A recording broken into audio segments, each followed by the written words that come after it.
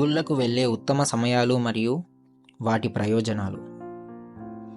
ఉదయాన్నే శ్రీ మహావిష్ణువు ఆలయానికి వెళ్ళడం ఎంతో శుభప్రదం.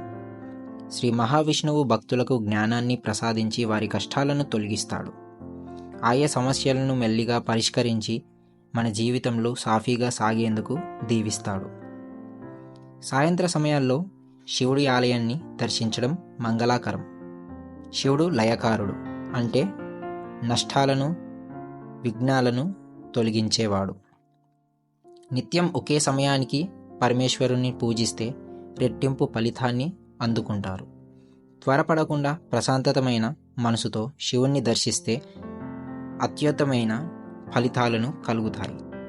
ఆ శక్తిని ఎక్కువగా పొందేందుకు తగిన సమయాల్లో పూజ చేయడం ఉత్తమం. మహావిష్ణువు శాంతిని, సంపదను ప్రసాదించేవాడు. శివుడు మార్పును తీసుకువచ్చి కష్టాలను తొలగించేవాడు. భక్తి, శ్రద్ధగా, ప్రశాంతంగా ఉండాలి. ఆలయ దర్శనాన్ని త్వరపడకుండా అర్థవంతంగా నిర్వహించాలి. భారతీయ సంస్కృతిలో ఆలయ దర్శనం ఎంతో పవిత్రమైనది. కానీ ప్రతి దేవుడికి ప్రత్యేక శక్తి ఉండటం వల్ల వారు ప్రసాదించే ఆశీర్వాదాలను ఆధ్యాత్మికంగా పొందేందుకు సరైన సమయంలో ఆలయ దర్శనం చేయడం ఉత్తమం. శ్రీ మహావిష్ణువు సృష్టి పాలనకు అధిపతి. ఆయనను ఉదయాన్నే దర్శించుకోవడం వల్ల ఆరోగ్యం, ఐశ్వర్యం, బుద్ధి, సుఖశాంతులు లభిస్తాయి.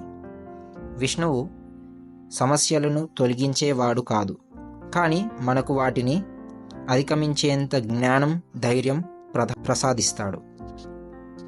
ఉదయం బ్రహ్మముహూర్తంలో విష్ణువు ఆలయానికి వెళితే విశేష పుణ్యం లభిస్తుంది. శివుడు లయకారుడు, అంటే ప్రళయం, వినాశనంకు అధిపతి. మన జీవితంలో వచ్చే కష్టాలను తొలగించి పుణ్యరుద్రాన్ని చేస్తాడు. శివుడిని సాయంత్రం వేళలో దర్శించటం వల్ల రెట్టింపు పుణ్యం లభిస్తుంది శాస్త్రాలు చెబుతున్నాయి. రాత్రి తరువాత శివుడు యాగ స్థితిలో ఉండడని, అందువల్ల ఆ సమయం శివారాధనకు అనుకూలం కాదని భావిస్తారు. ఏ దేవతను ఎప్పుడు దర్శించాలి? శ్రీ మహావిష్ణువుని ఉదయం బ్రహ్మముహూర్తంలో బుద్ధి, సంపద, ఆరోగ్యానికి దర్శించాలి. పరమేశ్వరుడిని సాయంత్రం ప్రదోష కాలంలో కష్ట నివారణ, మార్పు, ఆత్మశాంతి కొరకు దర్శించాలి. దుర్గామాత మంగళవారం, శుక్రవారం శక్తి, ధైర్యం, విజయశీలత గురించి దర్శించాలి. మంగళవారం, శనివారం ఉదయం లేదా సాయంత్రం దుష్టశక్తుల నివారణ, భక్తి, బలమైన మనసు కోసం దర్శించాలి. ఆలయ ప్రవేశానికి ముందు శుద్ధి స్నానం తప్పనిసరి. దర్శనం త్వరపాటు లేకుండా ప్రశాంతంగా చేయాలి. మంత్రోచ్చరణాలు,